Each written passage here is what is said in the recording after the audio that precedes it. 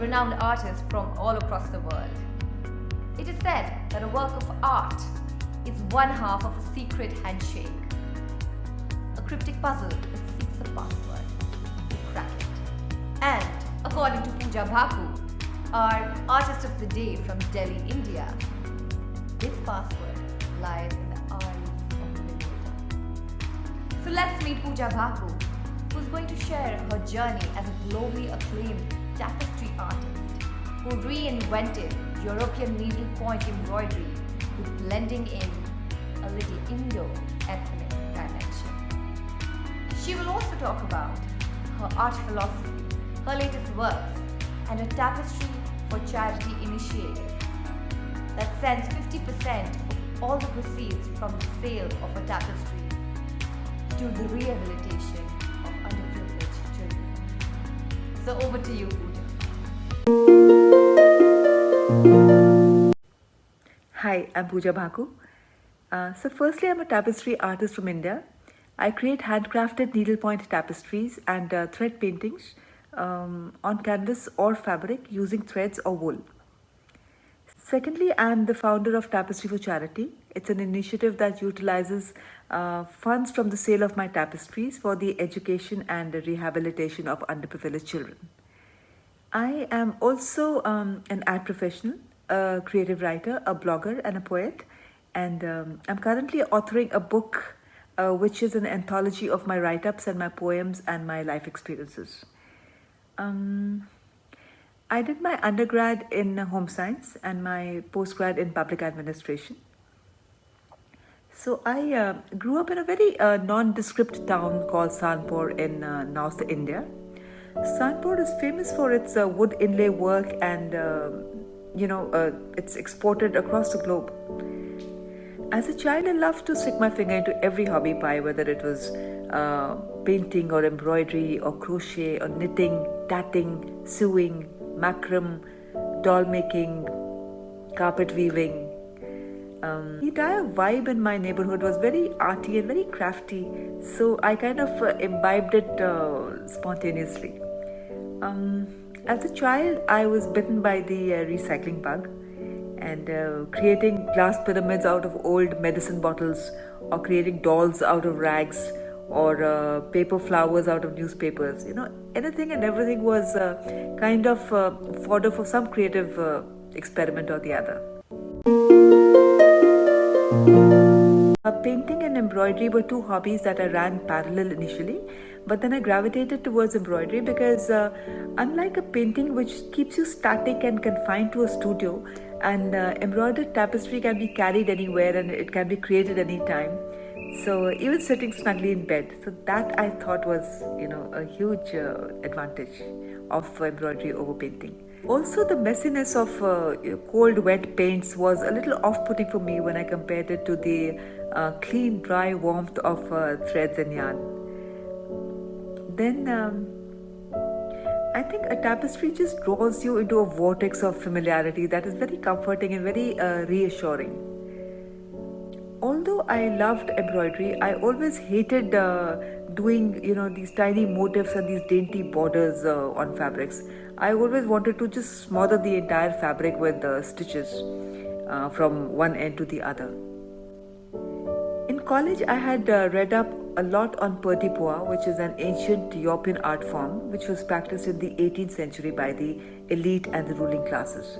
So this knowledge was always with me, and I happened to make use of it subsequently, once I got married and once I got into art.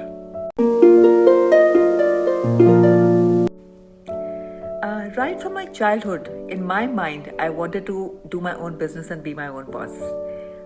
My first business idea came from my passion for embroidery and crochet and handicrafts. So I put together a team of some 14-15 women, and we started to create handcrafted sweaters for children, which we were supplying to some of the leading brands in India. My own brand was called PJ Crafts after my name. But since PJ Crafts was a seasonal business, I started to look for additional challenge work-wise. And advertising was a new and upcoming line of business at that point in time. and I'd heard that it wasn't just creative, it was also lucrative. So I decided to take the plunge. But for this business, I had to relocate to Chandigarh in North India, where the market dynamics turned out to be very different from Delhi. Also, advertising turned out to be a very demanding profession. So it was becoming, challenging for me to pendulate between two businesses and family demands. So PJ Crafts got relegated to the status of a hobby, and I got full throttle into advertising. That was a phase of tremendous learning and reasonable earning. In my late 20s, I went through a string of personal as well as professional challenges which marred and derailed my career. So I literally lost everything, but my hobbies and my art maintained my sanity and saw me through that trying period. My personal sense of positivity never left me, and even when I had no money to pay my bills or my rent or anything for that matter. So anyway, I started afresh and I floated a new ad agency, and then I never had to look back. For the next 27 years, I was working day in, day out. While running my advertising business, I used to source these cross-stitch kits from the market, and these came with some threads and some painted canvas, but very unimaginative designs which didn't really tickle my pituitary gland. So beyond a point, I got sick of it, and I started to toy with the idea of painting my own canvas, to create tapestries. Meanwhile, what happened was a wool shop owner that I knew, so he had short-circuiting in his store, and most of his yarn got burnt at the corners. So the poor man was saddled with a room full of wasted shreds, and he implored me to help him out. And out of nothing but pure sympathy for that fellow, I told him, I said, okay, I'll buy this, scrap from you. But the sight of a room full of colorful woolen shreds, that turned out to be my eureka moment. And it suddenly gave me the idea that what if I use these strands, what if I use my knowledge of petit point to embroider my own tapestries with these shreds. So now I needed a theme or a concept to work on, and I happened to travel to Rajasthan around that time, and I found my muse in the Rajasthani men with their strong jawlines and their lush mustaches and their colorful turbans. So I clicked a lot of pictures of random people, and I came back home and I put together my passion for embroidery and my knowledge of petit point and my exposure to various designing software to create my own digital paintings. So these then I transferred onto fabric, and then I sketched and I painted and I finally embroidered on the fabric. So in the process, I was able to reinvent petit point and give it a whole new Indo-ethnic dimension, which became a USP of sorts for me ultimately. Over the years, I've created several portraits, and they adorned every single wall of my house. And my friends used to often urge me to go commercial with my hobby, but I was very content, keeping my art in my own house. So what happened in our mid-40s, my husband and I, one day we were just sitting over a drink and we were reminiscing about our career graph over the last 20 years. And suddenly we realized that, we seem to have only one string to our conversational violin. Every time we would sit together, we would talk about where we would open our next office, or, how we would make more money. Our bucket lists were waiting, our foreign travels were waiting, our auxiliary interests were waiting. And all we were doing was running faster and faster on this economic treadmill. Having already built a reasonable retirement corpus, nothing very ostentatious, but then there is no end to one's greed, right? So then we said, okay, let's decide an age when we'll retire so that we can pursue our bucket lists.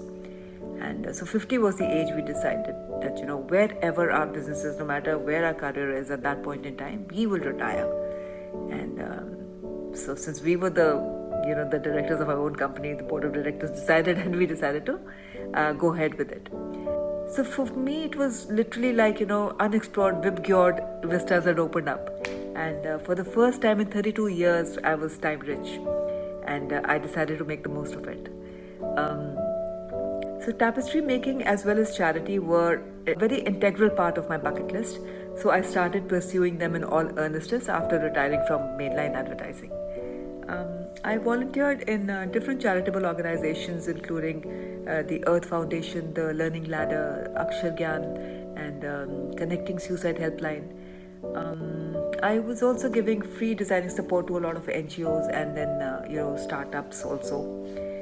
In 2015, I was looking for funding options for my charitable pursuits, but didn't get much response. Also, whenever I used to do my embroidery work, I used to feel guilty about not going and doing enough charity. And when I was doing charity, when I was out, helping out in some way, I would miss my embroidery. So then I had another eureka moment where I thought that, my friends had already been telling me that I should go commercial with my hobby. So what if I use my passion for embroidery to fund my mission for charity? So that is how I founded Tapestry for Charity. And, we decided to share part proceeds of the sales of my tapestries for the rehabilitation of underprivileged children. And now every time somebody buys a Pooja Bhaku handcrafted tapestry, it's underprivileged child is able to live better. And I think that is the most fulfilling part of doing what I do.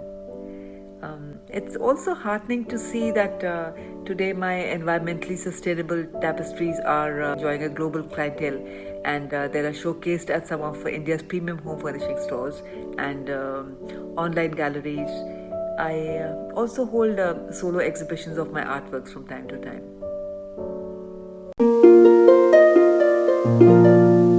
So I very strongly believe that a work of art is a tripartite collaboration between the creator, the appreciator, and the universe. They say that every work of art is one half of a secret handshake, and it's a cryptic puzzle that seeks a password to crack it. And that password lies in the eyes of the beholder. So it's priceless to find a beholder with aligned sensibilities. Also, I think art is not a noun or an adjective, it's a verb.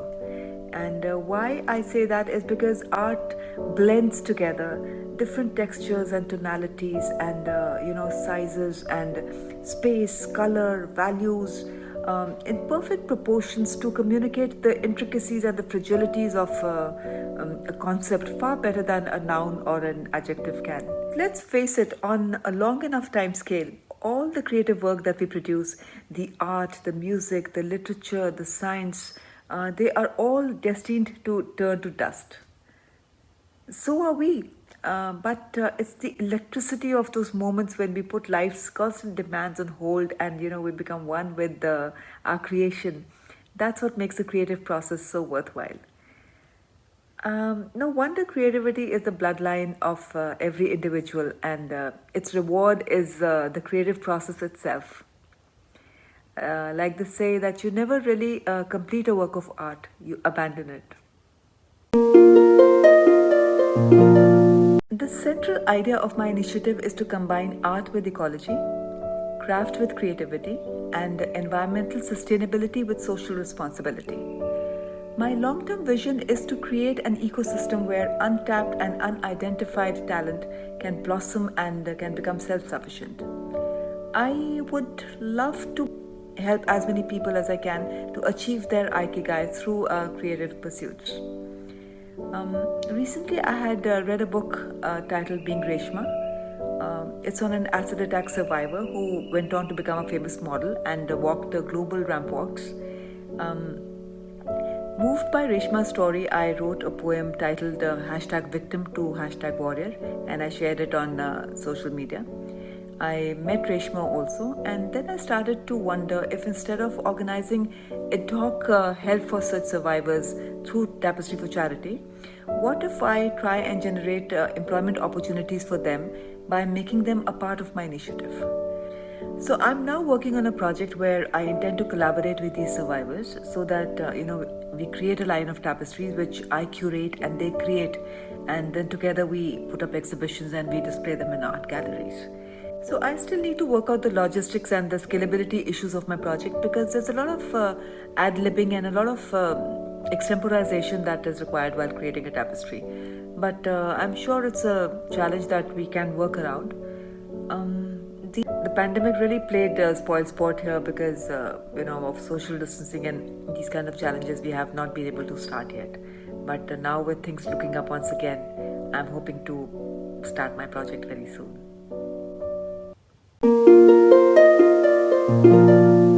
I quite enjoyed the last episode of Artline TV Nepal. I think you're running a channel like this and creating a platform that gives so many artists a chance to reach out to their fraternity, and also the target audience is hugely helpful, not only for the artists but also for art connoisseurs, who are on the lookout for new works and new artists. So I wish you all the best in your endeavors, and I think it's a great platform that you've come up with. Wishing you all the best.